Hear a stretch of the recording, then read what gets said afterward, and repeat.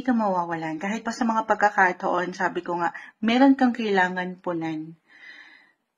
Yes po. Or, ito ha, yung pinaka-advice din na nakikita ko, ngayon pa lang, magplano. Okay? Set a budget kung kinakailangan. Kasi ang ilan, medyo may pagka-tight akong nakikita. Na pwede niyong maramdaman guys, mid-month tayo ha, of September. Pwede itong mabago. Okay, syempre naman.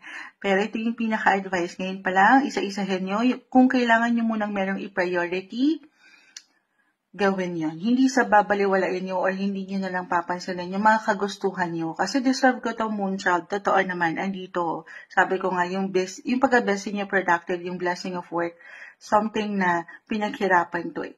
Pero kung kahit ngayong mid-August, September na tayo. Mid-September. Ayan. Take it easy, magplano, mag-budget, save for the rainy days. Ayan, unahin muna yung kailangan. Kumbaga, wants versus needs, na okay lang naman sa mas practical. Kasi I feel na meron kang kailangan talagang harapin or unahin muna. Ito kusang pwedeng maramdaman ng ilan or pwedeng ihain out of nowhere ng universe, could be unexpected.